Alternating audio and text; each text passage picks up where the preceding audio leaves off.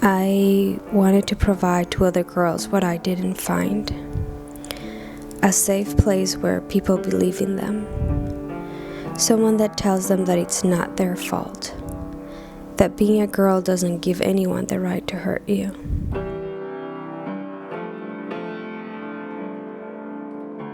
Bolivia has the highest rate of sexual violence against women and girls in all of Latin America and the Caribbean.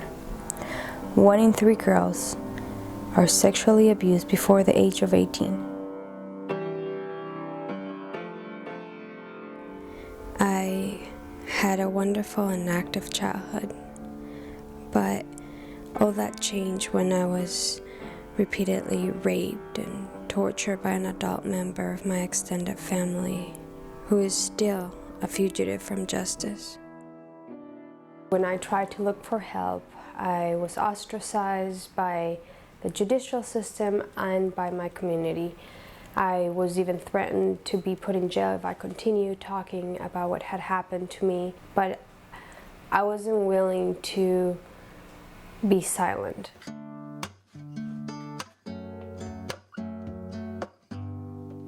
So at age 17, I founded the only center for victims of sexual violence in all of Bolivia. And we have 2 main goals. The first one is to prevent sexual violence by challenging the machista culture and the root causes of this problem. And we challenge laws and practices that are discriminatory. The second thing is we restore the lives of victims of sexual violence, and we provide them with free legal, social, psychological, and medical services. Es donde las niñas pueden apoyar cuando las sobrinas alguien las abusa. O también los papás. Ahí está también.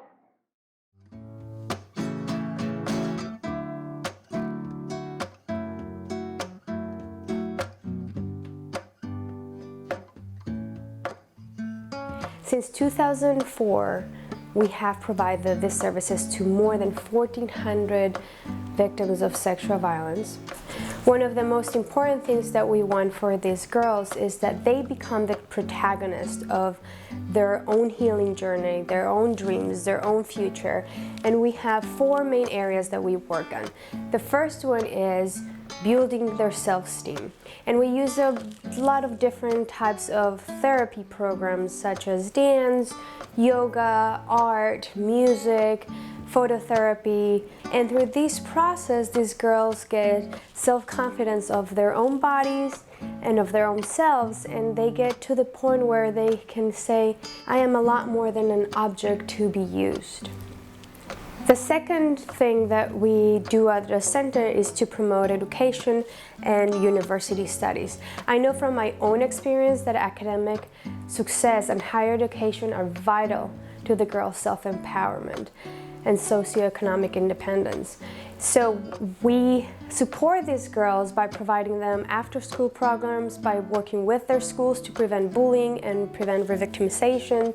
And we're very excited to say that 98% of the girls that come to our center remain in school and are dreaming of going to higher education. The third area that we work in is promoting economic independence. We have different vocational training programs that help these girls look for jobs and earn enough income.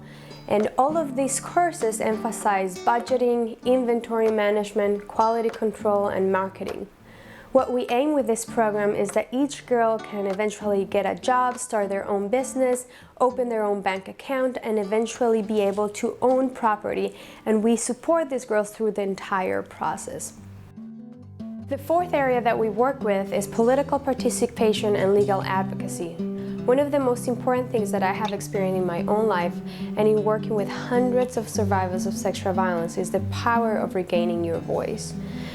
We make sure that each girl that comes to our center knows the power that they have in their own voice. And part of this is offering free legal services where they can take the person who has harmed them, their rapist, to court and take their mask out. And through this process, each girl learns about their human rights, their civil rights, their political rights, and what to do if these rights have been violated. And it's amazing how they regain their power by just knowing that their voice can make a difference. And in the 11 years that we've been working, we have prosecuted hundreds of cases, and we're very happy to say that we have a 95% conviction rate, which is the highest conviction rate in the entire world. One of the main goals that we have throughout all of our activities is the protagonism of these girls. And one of these examples is August 9th. When I was 17 years old, I wanted to believe that there was more good people in this world. So I started going to people and asking them to come join me on a walk against sexual violence. And hundreds of people showed up and walked with blue ribbons saying no more sexual violence. And today, the girls from Cuba have organized themselves and they've created the National Child and Adolescent Network Against Sexual Violence, and they are leading this walk, not only in Cochabamba, but in the different departments of Bolivia, in different communities, where they are coming together and saying no more sexual violence.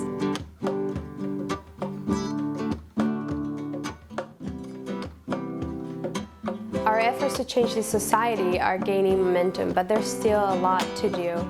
And none of this would be possible if we didn't have people who walked with us, who dream with us, who support us. And this is why we are extremely thankful with Dining for Women's commitment to walk with us and be a ray of light and hope for all of these girls who are trapped in unthinkable situations. So thank you, Dining for Women. Gracias, Dining for Women.